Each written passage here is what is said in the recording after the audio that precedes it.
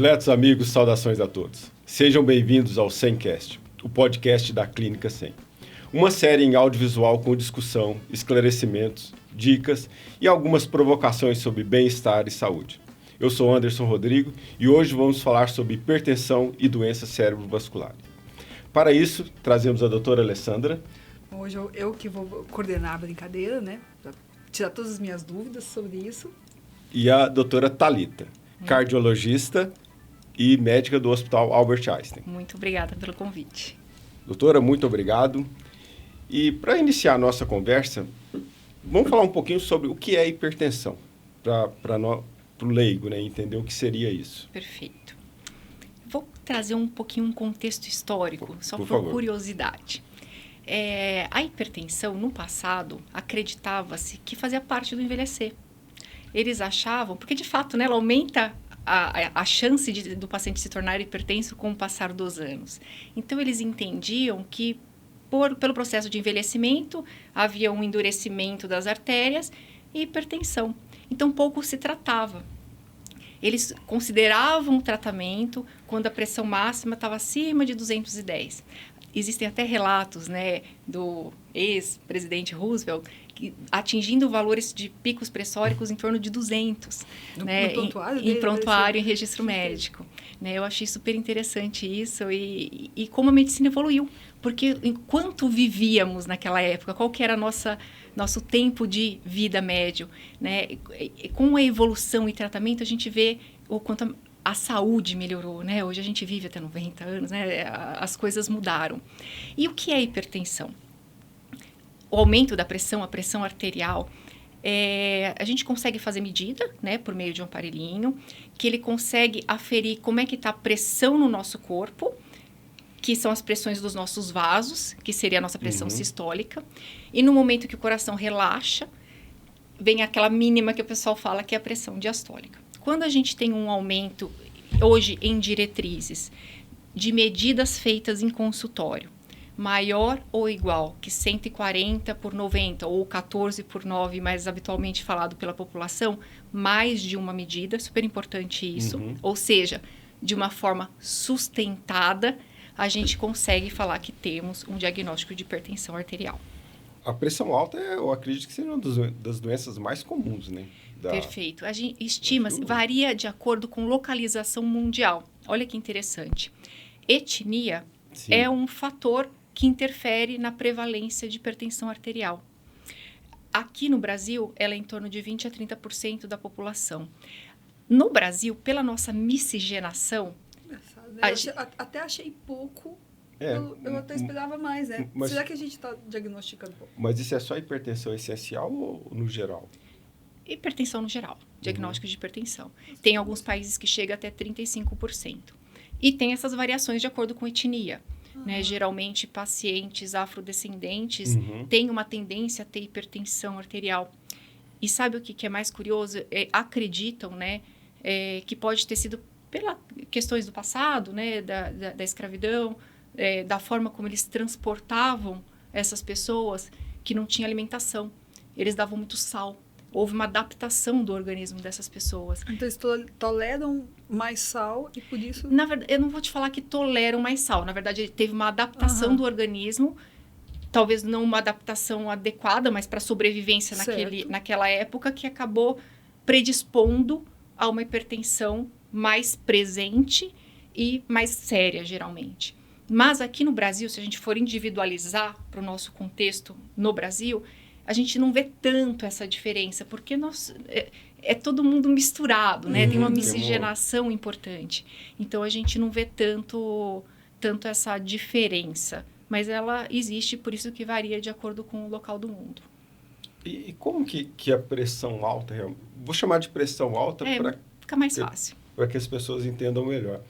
Como que ela afeta de forma negativa, por exemplo, não só o coração, mas os outros órgãos também? Tá.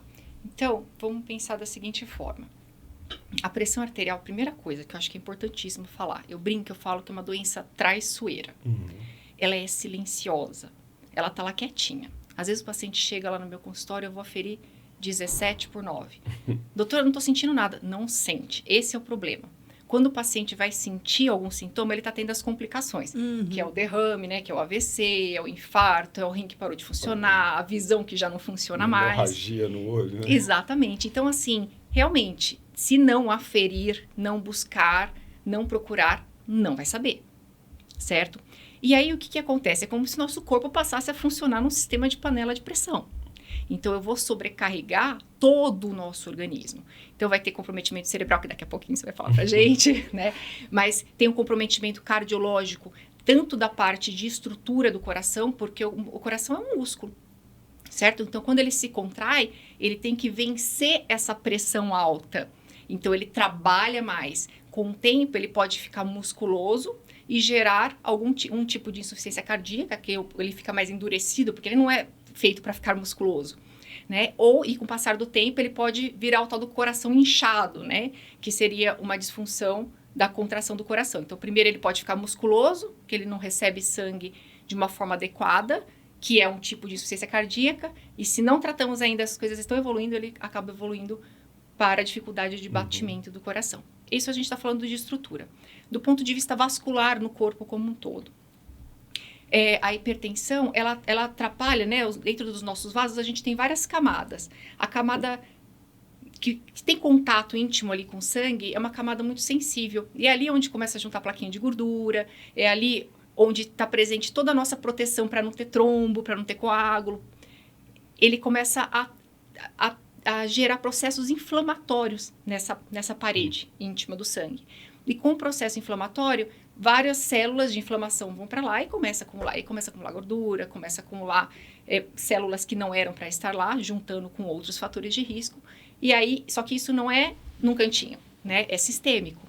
Então, isso começa a acontecer dentro do coração, do rim, do cérebro, e aí a gente acaba tendo o que é chamado de aterosclerose. Então, é um fator de risco super importante para a aterosclerose. E assim, a importância da dieta, né, no tratamento desses doentes. Eu sei, hoje, diferente de alguns tempos atrás, hoje a gente vê um doente um pouco mais complexo, né? A gente vê o doente que é hipertenso, é diabético, tem sobrepeso e tem uma dieta hoje, vamos abordar esses temas aí, mas em termos de dieta, no controle do sal, por exemplo. Tá. A hipertensão, a gente entende que ela é multifatorial. Isso.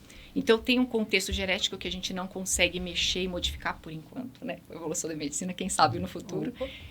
E tem os fatores que eu costumo falar que são os modificáveis. E a dieta entra de uma forma muito importante. Porque não somente da qualidade, então quantidade de sal, quantidade de potássio, mas também no contexto de obesidade. Né? No contexto de gordura, ganhar peso, que também é fator de risco para a hipertensão. Então, qual é a dieta ideal para o hipertenso? Geralmente, ela é rica em hortaliças, porque tem muitas vitaminas, rica em potássio e pobre em sódio. Essa é a dieta ideal. Obviamente, não adianta as hortaliças estar dentro de um hambúrguer, né? De um hambúrguer frito com queijo cheddar, que aí a gente acaba indo para o outro lado, né? Obesidade, sobrepeso, que é um fator de risco também para a hipertensão. Eu me lembro que esses valores, né, mencionados aí, considerados como hipertensão, 140 por 90, né? Mas hoje em dia eles tendem a aceitar um valor menor, né? Como normal. Falar, olha, o normal... O que acontece? Isso, eu falei exatamente de diretrizes, isso, né? A diretriz brasileira e americana ainda adota esses valores. A europeia tende a ser valores um pouco menores. E eu acredito que a tendência vai ser valores um pouco menores. E vocês já começam a ver complicações até um pouquinho antes. Até com esses valores um pouco além dos que hoje a gente considera já normais. Vocês já começaram a perceber alguma alteração. O que eu percebo é que o problema é o tempo de hipertensão não diagnosticado. Né? Obviamente, quanto mais altos os valores, pior é a evolução da doença, mais grave é. Mas acho que o grande mal disso tudo é ela tá lá e fazerem de conta que não tá. Sabe? Perder tempo de tratamento. É muito comum, às vezes, né, o paciente chegou lá, tá com 150 por 90, muitas vezes o médico conversa com o paciente, tenta estimular a mudança de estilo de vida, que faz parte do tratamento, né, parte comportamental, Daqui 3 meses volta. Aí o paciente ou some, ou volta daqui 3 meses e nada mudou. Ai, doutor, me dá mais uma chance, vamos tentar de novo. Lá vai mais 3 meses. Na hora que você vê, passou 1 ano, 1 ano e meio, e o que a gente perdeu aí? Não é verdade? Ele não quer tomar a medicação. As pessoas fogem da medicação, né? Eu acho que... É normal, isso parece uma derrota, né? Meu pai mesmo fala... Meu pai... O pai da doutora Alessandra, ele acha que pimenta realmente seria o ideal. O substitutivo da medicação. E é engraçado isso, a resistência dele, porque eu brinco que ele ia no cardiologista, parecia que ele ia para uma prova. Tá? Ele se preparava, ele tentava ficar calmo. Tadinho, e tal. Para essa coisa de, na hora de medir a pressão, nossa, estar mais isso baixo. Eu acho legal falar também. Eu sei que né, o diagnóstico é feito, consultório, mais de uma medida, em consultas separadas, a pessoa... Mas eu acho que é o pior lugar para medir.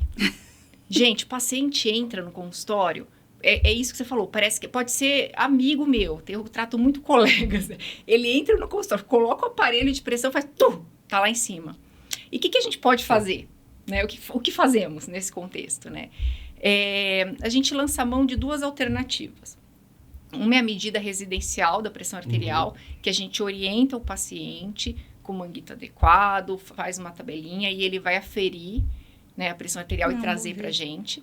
E um outro recurso, que é o que eu mais gosto, é o mapa. Né? Os pacientes odeiam, mas eu gosto. Por quê? Porque o mapa me dá muito mais informação, me dá qualidade da parte da hemodinâmica do período noturno. A aquisição é a rotina do doente. E é a rotina do doente.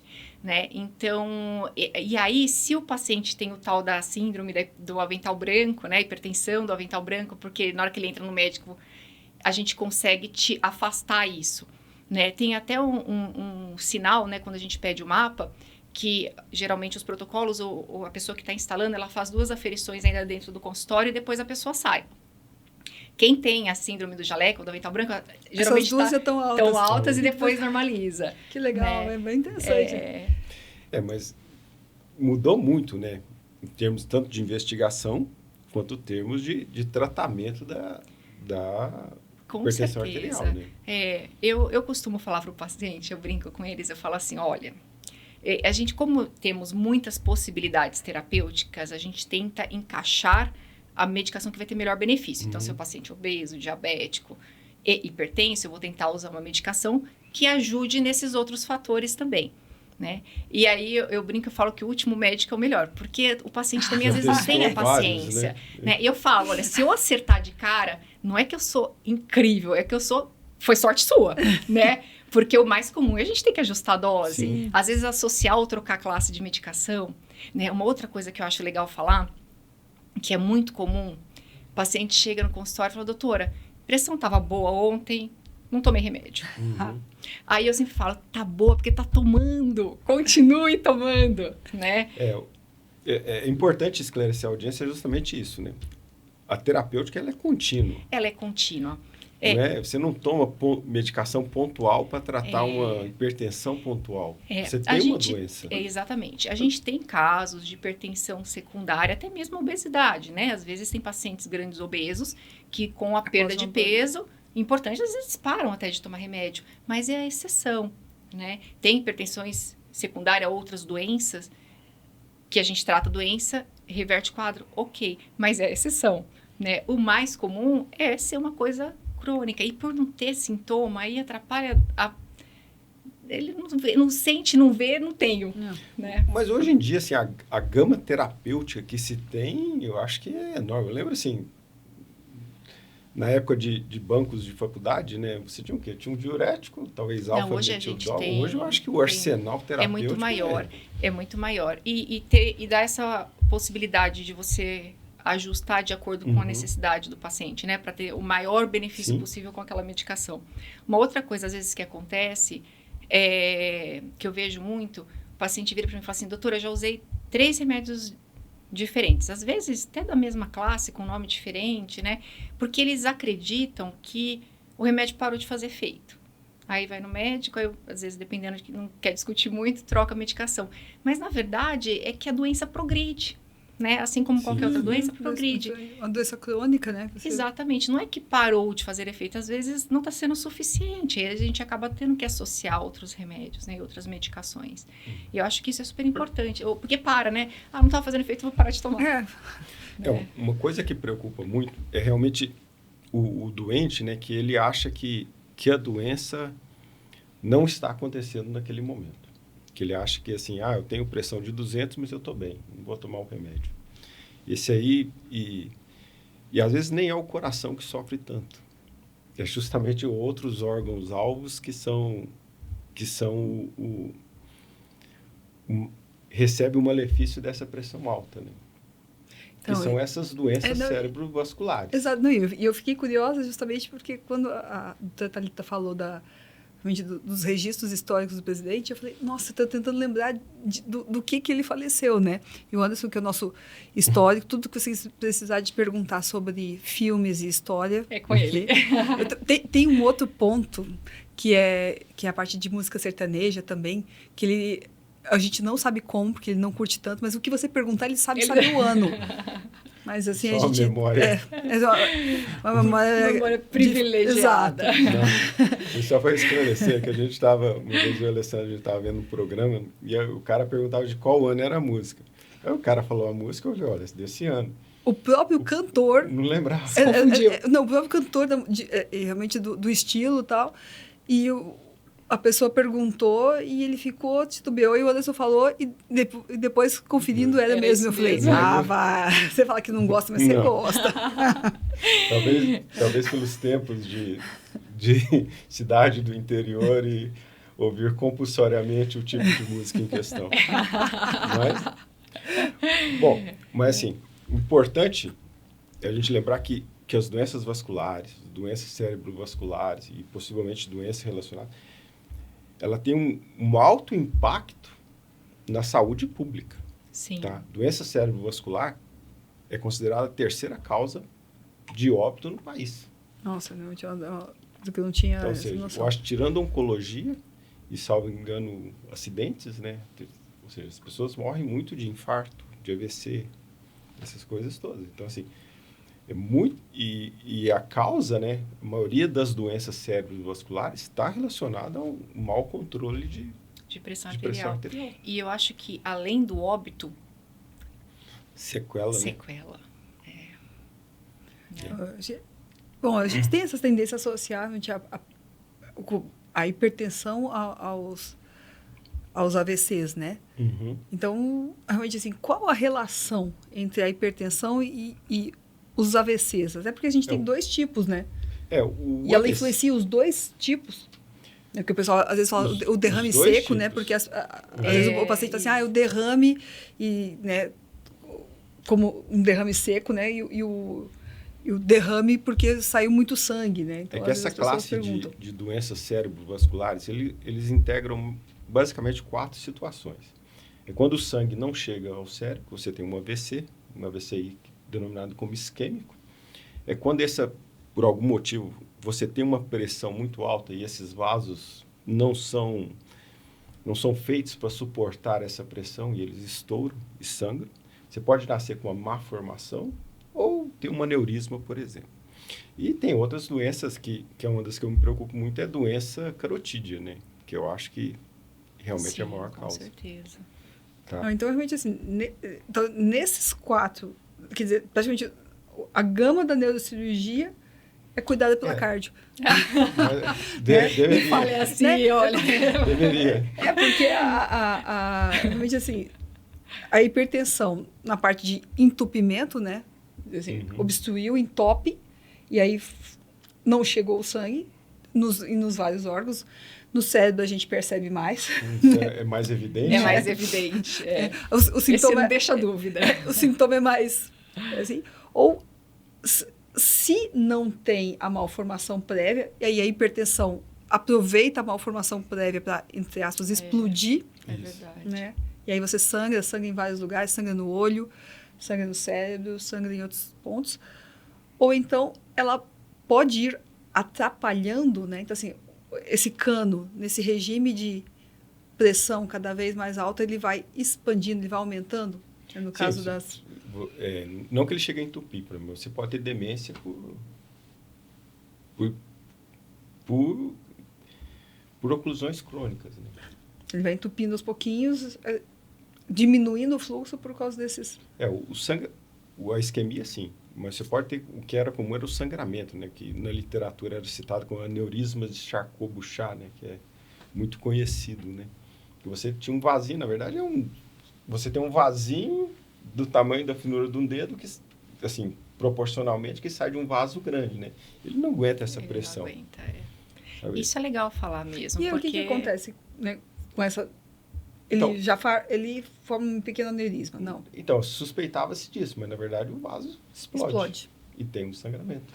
Porque, como eu falo, panela de pressão é uma panela de pressão, tanto para os grandes e pequenos vasos, né? Então, pequenos sangramentos de forma crônica, que às vezes não davam um sintoma muito exuberante, que aí a demência seria por essa diminuição de vascularização progressiva, né?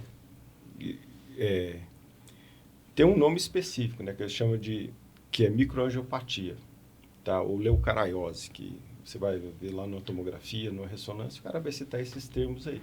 É que esses vasos mais distais, eles sofrem mais, tá? A constituição dele é mais frágil do que, por exemplo, uma aorta, alguma coisa assim. Então, eles acabam sofrendo mais. Tá?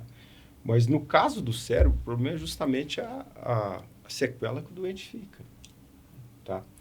E queria até pôr um ponto em questão aqui, por exemplo, as ciências neurológicas, né, e as ciências cardiológicas normalmente brigam muito, porque normalmente o cardiologista, o doente chega no UTI cardiológico, a pressão é lá embaixo. É um outro contexto, mas para a gente, quando o doente chega, você tem que tenta que o sangue chegue naquela... Ele já está com dificuldade, né? Isso é super importante, né? No contexto de monitorização em terapia Sim. intensiva, né? Algumas vezes a gente até usa, né, o ultrassom para tentar estabelecer metas, Sim. mesmo que... Fluxo de Doppler. Exatamente, com fluxo de Doppler para tentar estabelecer metas para que o sangue chegue na parte cerebral de forma efetiva. E às vezes essas metas são maiores do que o habitual. E é totalmente ao contrário da parte cardiológica, isso é verdade. Fica nesse... E é importante também, sempre que alguém tem um pique hipertensivo, né? E não baixar essa pressão de uma forma... Tão rápida. Tão abrupta. Sabe o que é legal falar isso? Que às vezes o paciente tem, de fato, uma hipertensão importante, chega no consultório 170 por 90. E eu já explico isso. Eu falo, olha, a gente vai entrar com medicação e a gente entra com dose baixa, porque eu quero que a sua pressão arterial vai abaixando, assintomático, né, obviamente. Claro, sim. Vai abaixando, a gente não quer que ela baixe muito rápido, que o seu organismo tem que se adaptar a isso, porque senão a gente pode ter sérias consequências, né? Mas assim, no geral, sempre esse paciente, né, se ele tivesse, digamos assim, um acompanhamento, e isso não é falha do médico, é ele que realmente, por algum motivo, eu até falei no episódio passado, né, pro Charles, as pessoas dão uma autoridade ao médico que realmente o médico não tem. Transfere a responsabilidade, tipo assim, né? Minha pressão na última semana está muito alta, eu não vou no médico não, porque ele vai me dar bronca. Eu preciso mais de ajuda. Precisa de ajuda. Né? Mas o médico não tem, digamos assim, essa autoridade, né? Assim, ele está lá para te ajudar. Né? Justamente, olha, eu não estou conseguindo fazer a dieta direito, não estou conseguindo tomar o remédio direito. E hipertensão é uma coisa de fácil screening, né? Não precisa de muito, não dói, né? Sim. É fácil, qualquer um pode ter acesso, né? Aferir, né, a pressão arterial. Nesses aparelhos domiciliares, a gente pode confiar um pouco nele? Pode. Tanto aquele de pulso... Tá, esse não. Esse não. Desculpa, mas eu sou muito sincera. Mas eu acho que principalmente para idosos. Porque, de fato, tem um endurecimento arterial e a pressão aferida aqui nem obrigatoriamente não vai ser a mesma que aqui. Eu sempre recomendo. E outra, eles nas orientações, né, do fornecedor, eles falam, vira o braço para a direita, depois para a esquerda, agora posiciona assim. Eu acho que são tantas variáveis que para dar errado é muito grande. Então, eu sempre peço, né, para comprar o de braço, explico como faz a aferição. Tem muitas coisas que dão alterações na pressão arterial e pode confundir. Por exemplo, a pessoa está ansiosa, andando de um lado para o outro, acabou de chegar, pega o aparelho, vai estar aumentada. Lembrar que hipertensão é uma pressão alta sustentada, certo? Acabei de comer, acabei de me alimentar, vou medir a minha pressão arterial, vai estar aumentada. Estou com a bexiga cheia, estou com vontade de fazer xixi, vai estar aumentada. Então, eu peço para eles excluírem esses fatores, né? Aferir a pressão arterial, braço preferencialmente, né? Então, o manguito, né? Ocupar em torno de 2/3 do braço, posicionar em torno de uns 2 dedinhos aqui da dobrinha do braço, colocar o braço esticado na mesa, relaxado. Tem gente que fica com o braço assim, aí vai dar alta. Vai dar alta, né? Sim. Relaxar o braço e aí fazer a aferição. É confiável o aparelho digital? Sim, muito.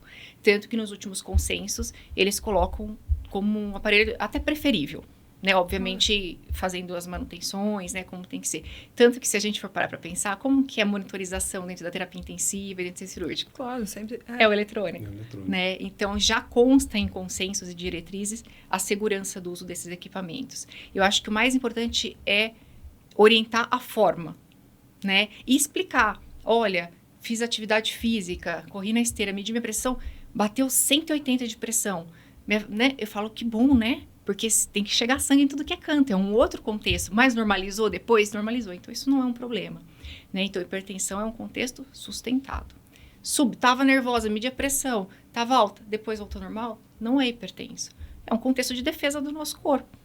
Né? No momento de estresse, para que oxigene melhor todas as células, ele estimula hormônios e a pressão sobe, a frequência cardíaca sobe, mas depois tem que normalizar. E lembrar também que a hipertensão, né, por ser uma doença sistêmica, ela pode dar sintomas variados, né? Então, se você é hipertenso, tô com dor de cabeça, com dor torácica, talvez... Sim, vale a pena sempre. E é fator de risco para tudo, né? É fator de risco para tudo. Acho que isso que a gente não pode esquecer. E o que é fator de risco para hipertensão, né? Além da questão que a gente conversou de genética e, em alguns contextos, a parte de etnia.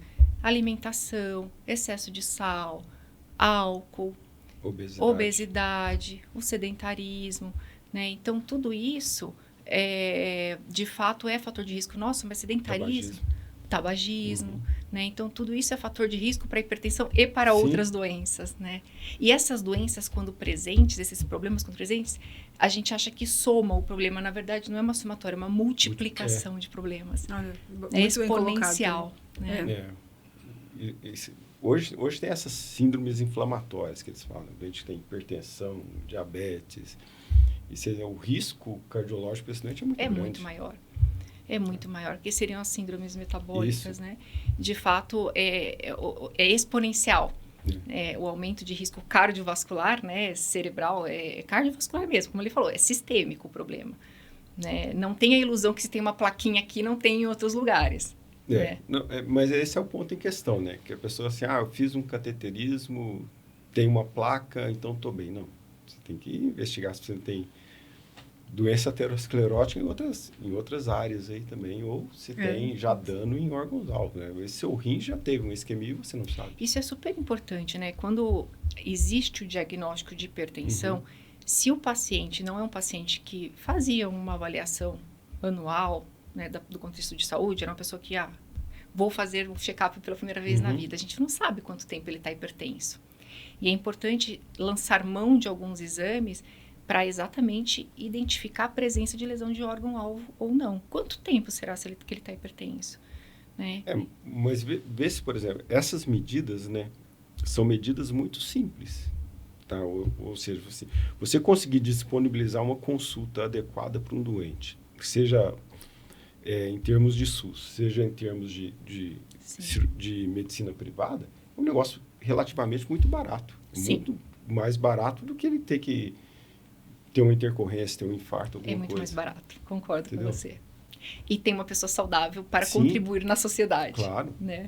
De fato. Isso aí é algo que, assim, parece muito claro para a gente. Eu acho que para todo mundo, né? Mas não é o que a gente observa, né?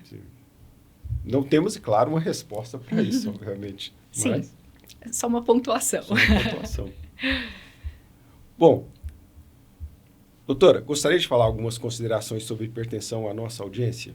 Lembrar que é uma doença traiçoeira, silenciosa, que não dá sintoma, de fácil diagnóstico e que temos tratamento. Vale a pena a investigação de forma mais precoce possível. Doutora Alessandra? Eu acho que... Bom, na verdade, primeiro eu queria saber do que o presidente faleceu, Anderson. Você enrolou. Mas... Vou investigar. Né? Trarei essa resposta. Exato, porque realmente você vê a importância realmente de bons hábitos, né? Coisas muito simples, né? Que realmente tem um impacto muito importante, né? Tanto na parte cardiológica quanto na parte, né, da neurocirurgia. E como vocês pontuaram, que é muito mais importante até que o óbito, né? Porque, infelizmente, falecer faz parte do processo, mas realmente, como a Thalita falou, ter pessoas saudáveis, né? Assim, ativas na nossa sociedade. Então, essa importância realmente de uma doença de fácil controle, só realmente ligada a bons hábitos, que realmente a gente pode prevenir sequelas que realmente são tão indesejáveis, né? Bom, vou só fazer uma pontuação aqui. A doutora Alessandra, a doutora Thalita também. As pessoas tomam remédio para não cair o cabelo. Pô. Mas às vezes se recusam a tomar um remédio para controlar a pressão. Tá? Perfeito. Então, assim, eu acho que muito bem colocado. Deveria ser algo a ser lembrado aí. Ótimo, gostei. Tá? Bom, aqueles que têm vamos deixar o contato da doutora Thalita aqui, tá? Os doentes que têm hipertensão, prestem atenção na doença. Não acho que é algo simples porque é novo. E mesmo porque as consequências futuras podem ser desastrosas. Desastrosas, com certeza. Tá? Agradeço a todos aqui na mesa, muito obrigado. Agradeço a nossa audiência e até o nosso próximo 100cast. Muito obrigado a todos.